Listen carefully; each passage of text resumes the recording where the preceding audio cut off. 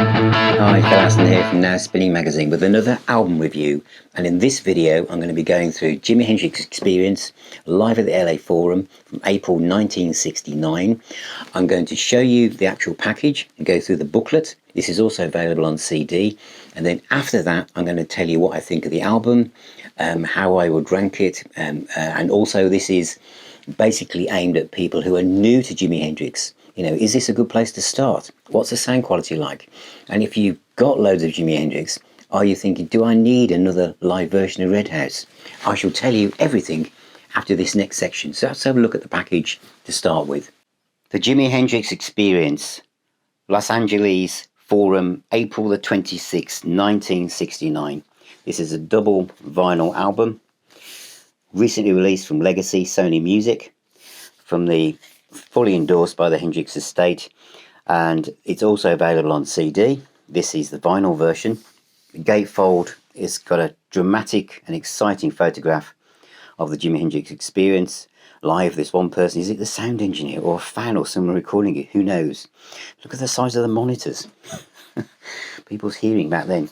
As I say, it's a double vinyl album. I would have preferred the polyline sleeves, but I always replace my albums anyway with this. But I think it's 140 gram, but that doesn't make a blind bit of difference. It's all smoke and mirrors, the amount of grammage used in vinyl. But it's a fantastic pressing. That's the main thing you want to know, and I'll cover more about that when I do the review in the next section of the video.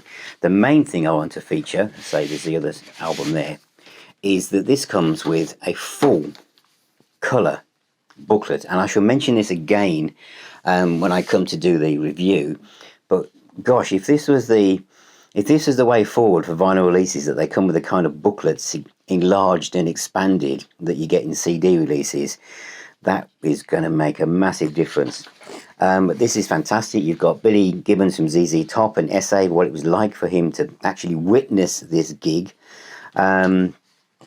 And then you've got a background of what was going on in 1969. Fantastic essay here, which goes into the detail of what was going on socially. Fantastic photographs, and all about information. This is by Randy Lewis, who was a staff writer from the Los Angeles Times from 1981 to 2020. But this is absolutely superb. And at the back, obviously, it lists all the tracks. And I'm going to talk about this now when I go into the review. So that's a look at the vinyl album. It is also available on CD. So the booklet that's in this is also replicated in the CD version as well. But isn't it great having the booklet vinyl size included in the album? I've seen a few of these examples recently where there's been a booklet in the vinyl edition, and I hope this is a new trend because it really gives a really sense of a real tactile item. So full marks to Sony and Legacy for doing this. It's absolutely fantastic. So what are my thoughts? I think it's absolutely amazing. It's absolutely amazing. If you saw my recent Jimi Hendrix video, looking back if he'd lived to be 80, retrospective, you'll know, my journey to Hendrix was quite up and down, which it is to a lot of people, because nobody sounds like Jimi Hendrix. You can pick any band from any decade, any genre, and if you listen to their output, you can work out other things in there. They sound a bit like, or they sound a bit like that, or this. Nobody sounds like Jimi Hendrix. Nobody sounded like Jimi Hendrix in 1969. And nobody sounds like Jimi Hendrix in 2022, or probably 2032. There is nobody like it. And we can think of all the guitarists of any band, whatever genre. We can land on heavy metal if you want, or hard rock, or whatever. And you'll talk to them and they'll say, oh, I was influenced by, or I listened to, and you can pick out strands of who they've listened to as they've kind of mastered their craft of playing guitar. But when you listen to Jimi Hendrix, who was he listening to? What was he channeling? I mean, when Fender made the Stratocaster, they didn't know it was going to be used like that. They didn't know their instrument that they were making could create those sounds. They had no idea that was going to happen. They had no idea when they put the little tremolo on the end of the guitar that someone was going to do that with it and influence a whole generation of metal guitarists later on. They had no idea. And Hendrix was just playing from the soul. It really was as if he was using the instrument to extend his personality. Mitch Mitchell was a jazz drummer, which was perfect. The best drummers have a jazz background. Ian Pace, Bill Ward, Bonham. They all have that kind of big band jazz feel. So it's almost like a lead instrument. There's no 4/4 here. And Noel Redding on bass was a guitarist, really. So his bass lines were like lead lines. So this was like, there's three of them. Power trio. Most power trios end up when the guitarist lets go and plays lead. The lead player's up here, and the bass is down here, and the drummer's in between, and there's a gap. There's no gap here. Hendrix played lead and rhythm in a percussive way, which joined everything together like a miniature psychedelic orchestra. And the way the album starts with him talking about that, it's almost like you're in a church with the sky as the ceiling and telling everyone to be in the moment and let go of whatever's going on in the world and just be in the moment now. It's like a mindfulness bell going off as he launches into a track that isn't on any other album at this point, called Tax Free, which takes up a huge chunk of side one. You know, it's a massive, long track, you know, and it's the guitar playing. It starts a lot of Hendrix, the light and shade, the dynamics. It's not all at the same level. It's not all in your face. It's kind of, it's gentle. It drips out of the speakers. It's like flowing water. It's like water coming down a small creek where it's going over different rocks and pebbles and it's going off in different directions. Hendrix's notes just tumble over the rocks in this kind of virtual stream that I'm describing. They just pour out and they just come out over your soul. Some of them are going into your heart, some are going over your shoulder, but they're just, and all of them belong there. All the guitar notes belong as they come out of his subconsciousness, because this is like improvised. It is like jazz. It's like Miles Davis. It's just in the moment, but it's not.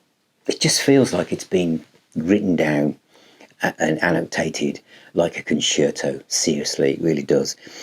And you've got Foxy Lady, and then you've got Red House. And I said at the start of the video, do you really need another version of Red House?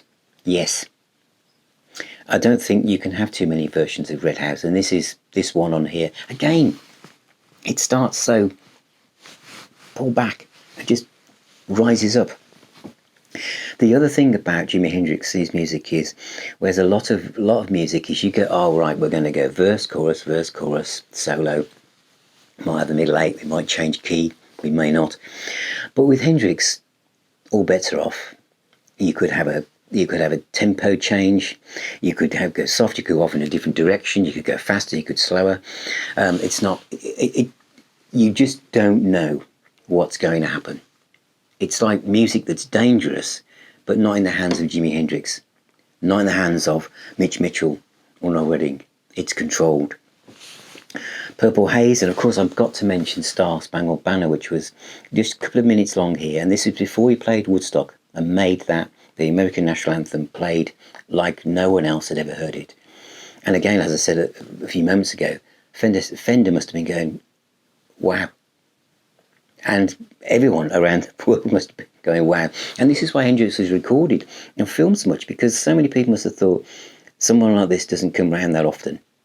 There's nothing, we don't know what this is, but we have to film it and we have to keep recording it because we don't know how long we're going to have it for. And it's almost like that, isn't it? I can't think of any other artist who's had so much material that was recorded in real time. I Don't Live Today, Purple Haze is great, but I have to really double down on describing Voodoo Child's Slight Return. I mean, there are many versions of this, but this one, and again, the song Voodoo Child, there isn't the way it starts. These aren't traditional riffs. The guitar tone, the the way it goes into the solo, but there's still the bass and the drums filling in. There's no gaps, and Hendrix's voice is like, his voice is the guitar. His guitar is the voice. It's all connected. There's no separation. There couldn't have been a vocalist in this band. It had to be Jimi Hendrix. There couldn't have been another guitarist, obviously, but what I'm saying is he says words, the guitar answers himself, but it's the same voice. It's just music, and it's just Jimi Hendrix. It's fantastic. And this obviously takes up the whole of side 4, and it goes into Cream, Sunshine of Your Love. And that's another, just to touch on this, rock bands, well, maybe not so much now, but in the 80s and 90s, they're so competitive about, you know, who's best, who's doing what. Jimi Hendrix was open to everything around him. He was just absorbing it, you know, All Along the Watchtower by Bob Dylan, and then, Cream, that, and just taking it. But the thing is that when he takes Sunshine of Your Love, which is a 12-bar blues, really, by Cream and Eric Clapton, Jack Bruce, Ginger Baker, it doesn't sound like Cream anymore. Once you get past the riff, and even then, marginal, it sounds like Jimi Hendrix. He's taken it to another planet. And so Cream must have heard that and thought, whoa. I don't think they could have followed him there. He takes it to a totally different space and makes it just so exciting. It doesn't sound, it's still Sunshine of Your Love, but it's Jimi Hendrix. And then it kind of segues into Voodoo Child again as we roll towards the end.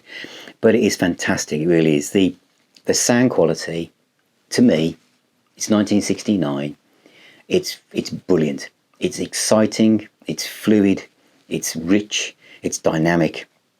It's produced by Eddie Kramer. It's recorded on April the 26th, just looking at my notes here. And it just sounds fantastic. Mastered by Bernie Grundman. And it's just superb. So could you start here as a new Jimi Hendrix fan? Yes, you could. You're going to end up going backwards in time and looking at other things. But this is a grand place to start. And if you think you've got everything by Jimi Hendrix and you think, do I need this? I think you'll really enjoy it. I mean, in fact, I'm sure you'll really enjoy it. And as you saw in the earlier part of the video, you know, the booklet and the essays in here are just fantastic. So it's highly recommended. So before you go, make sure you watch this video or that one, which will give you a bit more background. And thank you for watching, and subscribe, ring that little bell. There's loads of videos coming up on this channel, so don't miss out. And I shall see you on my next review.